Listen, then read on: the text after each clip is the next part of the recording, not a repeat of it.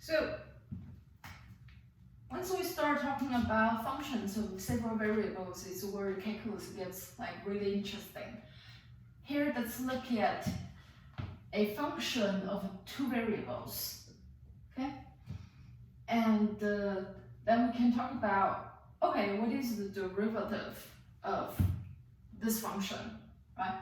Okay, then again, we have like first order derivatives, second order derivatives, and so on.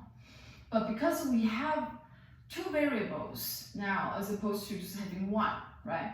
So when you differentiate a function, you have to be very clear, like, okay, now we're differentiating function with respect to the variable x or the variable y, okay? And we call this type of derivatives partial derivatives, okay? And the key information here is also which variable are you looking at? And if I'm doing partial derivative of f with respect to x, then I use the name f lower x, okay? So before, when I only have a variable, one variable, then I say like f prime. If I want to differentiate again, then I do f double prime. But here I have two variables, so if I can't do prime, I have to say it's with respect to x or with respect to y, okay? And you can say, okay, what if I want to talk about second derivative? If I want to differentiate this function with respect to x twice, then I use lower x twice, like that, okay? And you can imagine if I want to do third derivative, then it will be f x, okay? Just the notation, all right? And you can say, okay, what happens to f of xy, derivative with respect to y? Then I do f y. Then you can say, can I differentiate with respect to x first? Then I get another function, two variables, right? Now I differentiate this function with respect to y. Yeah, I can. And I can say, okay, then differentiate this with respect to y again. Differentiate this function with respect to x. So you can just keep going. All right, so that's notation. So now it's the whole f lower x is the name of this partial derivative with respect to x. Okay, so the definition of this derivative is very similar to the definition we have for single variable functions. If I'm differentiating this with respect to x, I'm gonna pretend I don't see y at all, okay? So I will say, okay, starting from a given fixed value x, then I do a plus h or plus delta x to like move that point a little bit. Then you don't touch the y value, okay? You only change the direction in the x direction, the function in x direction.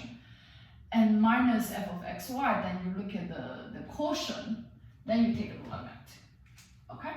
So suppose this limit exists, then the output you get would be the partial derivative fx, okay? And similarly, if I want to differentiate f with respect to y, I'm gonna do what? I'm gonna pretend I don't see x, okay? And then I just do, you see, if I don't see x, this is how we define derivative, right? F of y plus h minus f of y and over h, take a limit, let h approach 0. Okay, so the definition is very similar. What does that mean then? Let me give you an example, okay? Let's say f of xy is equal to x squared times y. Okay? Take this as an example. And let's say find fx, okay? Meaning derivative of f with respect to x. If I use the definition, I do nothing except copying the definition. So x plus h, and I don't touch the y, minus f of xy over h. Okay? So I'm gonna do plug in. So limit h approaching 0. Alright, then x, whatever in the x component squared times y minus whatever in the x component squared times y divided by h. Right? If I do plugging, that's the simplest step. Okay, so now you can see that because I don't touch the y at all, I can literally factor out the y. So this equals x plus h squared minus x squared over h and times y. Okay. Now I want you to look at the fraction here. You will see that this is basically what you're gonna see. I mean, this is what you're gonna see when you're differentiating x squared function, right? Okay. So we know what this is. This is a derivative x squared. So you can just work out the algebra and then you will find the limit equals 2x, or you can use the power rule and also the definition of derivative, realizing that this part is nothing but derivative of x squared. Okay, so altogether this gives me 2x times y. All right. So what do I want to say here? I want to tell you that when I'm differentiating this function with respect to x, I basically just see y as a constant over there. This is nothing different from I have x squared times 3, right? If I have x squared times 3, when I differentiate this, I will do what? I will leave the 3 out. I will leave the constant out and focus on differentiating x squared, right? So I leave the y out and I focus on differentiating x squared and get 2x, okay? And similarly, if I want to differentiate function with respect to y, I'm gonna do what? I'm gonna leave the x squared out. I'm gonna see that as a constant. So now you wanna change your perspective and thinking you are the variable y. So x is not your business. It's a constant.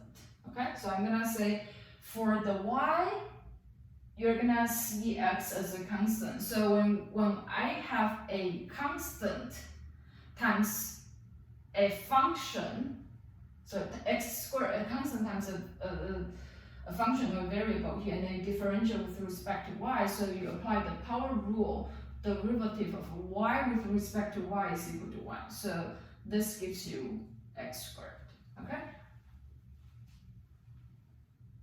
Alright, if you don't believe me, let me just follow the definition and carry out the computation for you. So limit h approaches 0, this time f of x, y plus h. So again, we leave the x as is, so we don't touch it. F of x, y, and then h. Alright? So once I plug the x and y values into the function, I get x squared times y plus h minus x squared times y over h.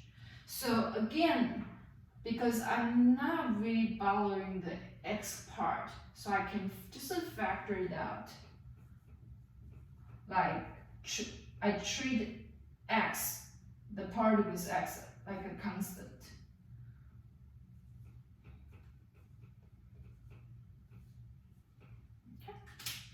So now over here, you can see that in this limit that involves h, so h is over here, okay?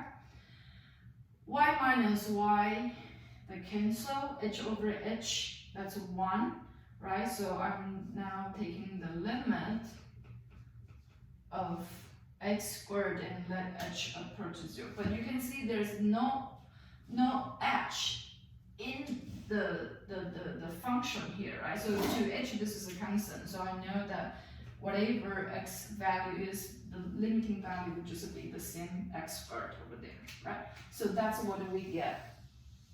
Just by treating x as a constant and focus on differentiating the part involving y.